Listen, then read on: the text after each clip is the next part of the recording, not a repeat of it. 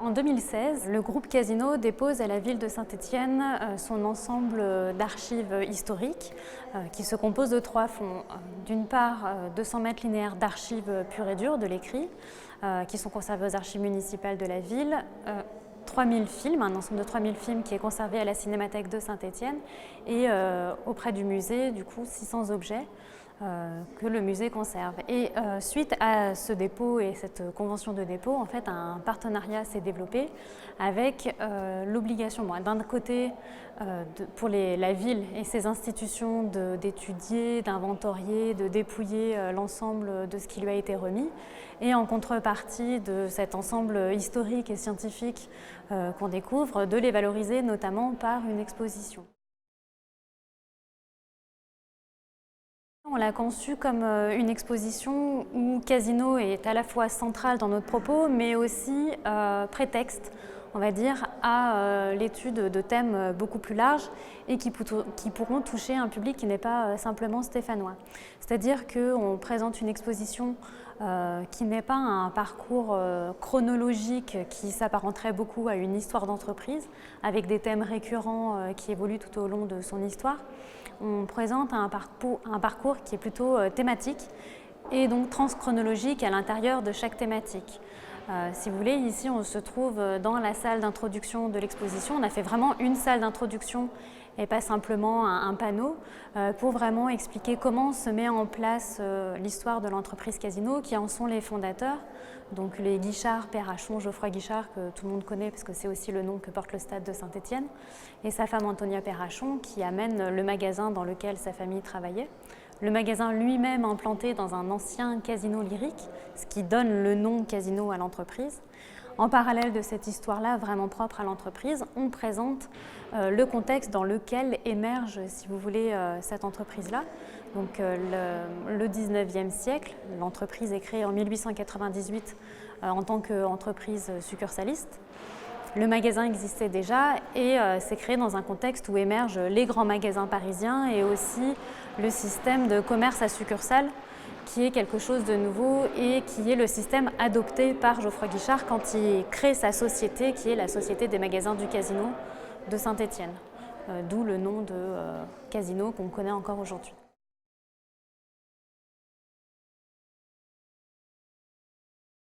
Au-delà de cette salle d'introduction, on a 3 grandes parties qui sont décider, fabriquer et vendre, et après, qui sont en gros les 3 thèmes qui expliquent l'évolution du groupe, mais qui peuvent aussi être des thèmes qui s'appliquent à différents types de commerces et différents types d'entreprises, notamment de distribution.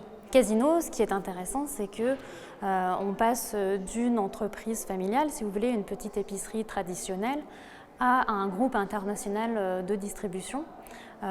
Et ils sont passés d'une entreprise succursaliste donc à ce groupe international avec une société, une mode de gouvernance qui au départ était très familiale, dont le pouvoir était conservé, si vous voulez, par d'abord Geoffroy Guichard, ses descendants, puis à un moment donné le pouvoir, la commandite, la société à commandite, si vous voulez, s'est libérée, s'est dissociée pour devenir une société à action beaucoup plus classique comme on la connaît aujourd'hui, ce qui lui a permis de se développer à l'international.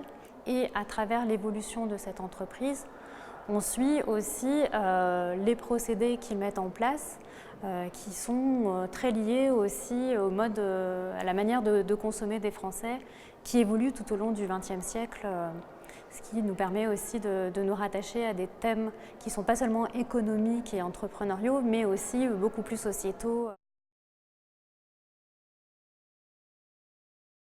Ce qu'on présente dans l'exposition, c'est que Casino n'a pas forcément, notamment dans ses techniques de vente, une position de novateur, dans le sens où tout au long de son développement, ils sont plutôt dans l'observation permanente, l'analyse et le développement dans la mise en place de techniques que quand il lance quelque chose, il le lance de manière très perfectionnée.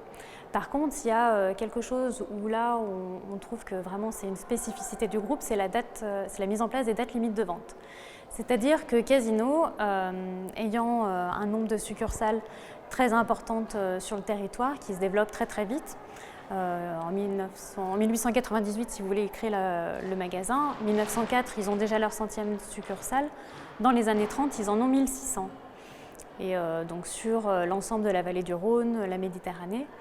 Et le système de succursales fait que c'est la maison mère qui donne, on va dire, les ordres, pour caricaturer un peu, et les magasins mettent ça en application. Le contrôle de ceci est assez important, via des circulaires, via un certain nombre d'éléments.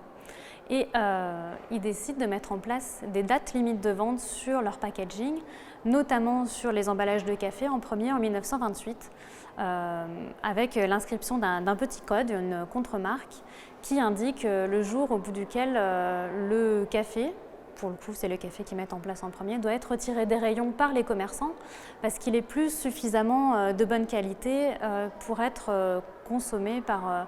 il est encore comestible mais il est plus optimal si vous voulez. Ses propriétés se sont un peu dégradées. À l'époque, le café se conserve pour une durée d'une dizaine de jours, quinzaine de jours pour être le meilleur possible. Et donc ils mettent en place ce système de date limite de vente. Pour vous dire à quel point c'est une avancée, la législation, déjà la date limite de vente qui est à destination des commerçants devient compréhensible par la clientèle en 1953. Avant c'est simplement un code qu'on ne comprend pas, après c'est écrit clairement date limite de vente 23 avril par exemple, sur différents types de produits. La législation, elle, le rend obligatoire, notamment sur les produits laitiers, en 1967 seulement. Donc voilà, il y a quand même 40 ans de différence entre 27 et 67 sur cette date limite de consommation qui aujourd'hui nous paraît très classique sur l'ensemble des emballages.